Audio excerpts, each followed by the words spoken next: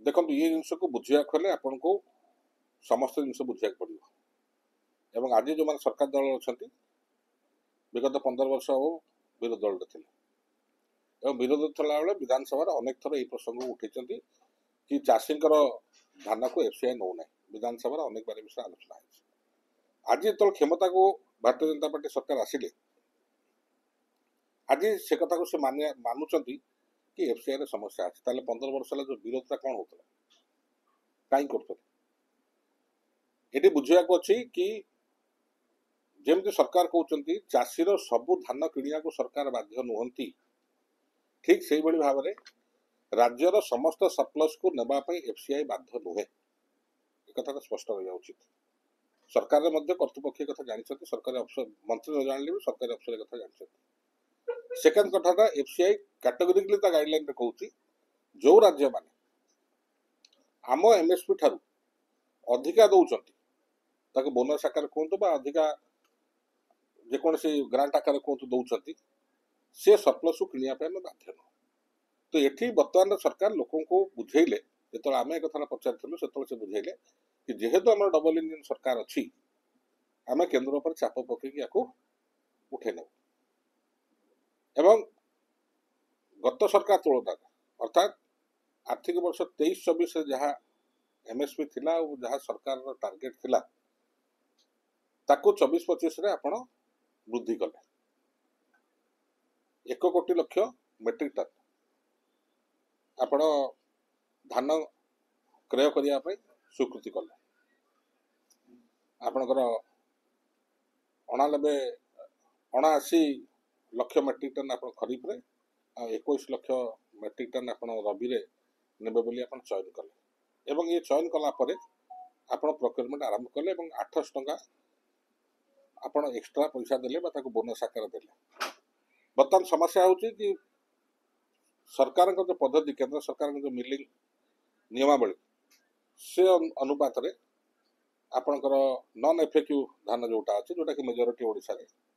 तार मान 100 quintal paddy रे आपणकर 64 क्विंटल चाउल बाहर 64% चाउल बाहर जो से तुलना करा जाए ताले 1 लक्ष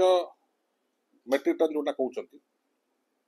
माने 100 लक्ष मेट्रिक टन जोटा 1 कोटी मेट्रिक टन कथा कहते 64 लक्ष आपणकर धान चाउल बाहर तो 64 लक्ष मेट्रिक टन जो चाउल बाहर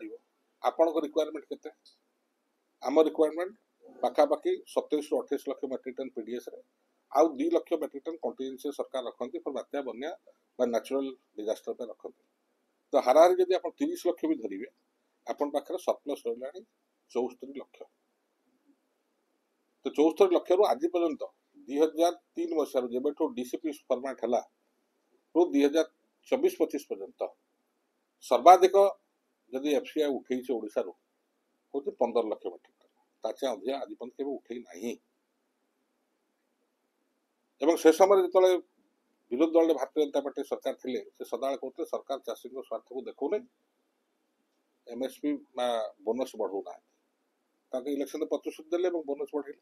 बर्तमान समस्या से आसला केन्द्र एफसीआई से नब कि बर्तमान जो कथा आप कहते मंत्री स्वीकार कर एफसीआई रे समस्या अच्छी समस्या हूँ यहाँ एक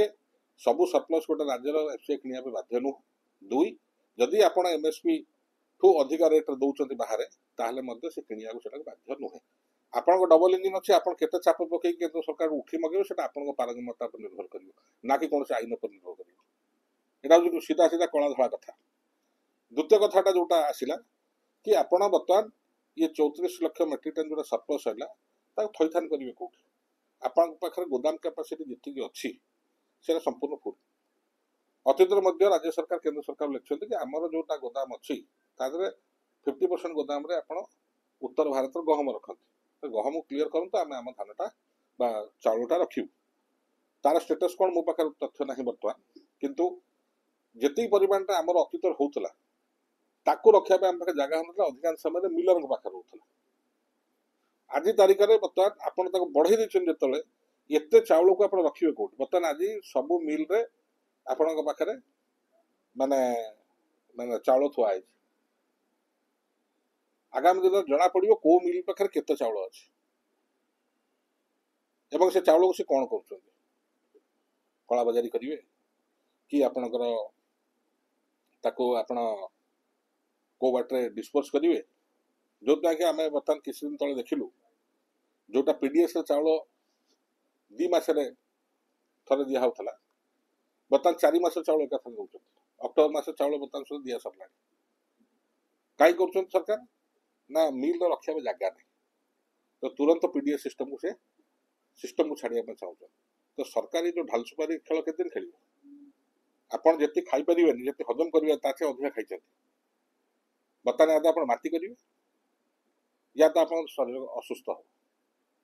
ୟାର ଦ୍ୱିତୀୟ ବାଟ ନାହିଁ। ଆଉ ବାର ଭଣ୍ଡାରୀ କୁମାର ୟାର ଏଣ୍ଟାୟାର ଜିନିଷଟା ରାଜ୍ୟ ସରକାରଙ୍କ ଉପରେ ହିଁ ପଡ଼ିବ। ନମ୍ବର 1 ଆର୍ଥିକ ସ୍ତରରେ ଆପଣଙ୍କ ଏମ୍ଏସ୍ପି ରେଟ୍ଟା ଯୋଉଟା ଆପଣ ବଢ଼େଇଲେ ସେଟା ବି ରାଜ୍ୟ ସରକାରଙ୍କୁ ପଡ଼ିବ, ଯେହେତୁ ଆପଣ ଇଲେକ୍ସନରେ ପ୍ରତିଶ୍ରୁତି ଦେଇଥିଲେ ଆପଣ ସେଟା ପାଳନ କଲେ। ଦ୍ୱିତୀୟ କଥାଟା ହେଉଛି ଏ ଯୋଉ କିଣିଲେ ଓଡ଼ିଶା ସିଭିଲ ସପ୍ଲାଇଜ କର୍ପୋରେସନ ଯୋଉଟା ପଇସା ନିଏ, ବ୍ୟାଙ୍କରୁ ନିଏ ବା ସରକାରଠୁ ନିଏ ଏବଂ ଧାନ କିଣେ ଏବଂ ମିଲିଂ କରିକି ପୁନର୍ବାର ପିଡିଏସ୍ ଦିଏ, ସର୍ବାଧିକ କ୍ଷତି ଓଡ଼ିଶା ସିଭିଲ ସପ୍ଲାଇଜ କର୍ପୋରେସନକୁ ବହନ କରିବାକୁ ପଡ଼ିବ।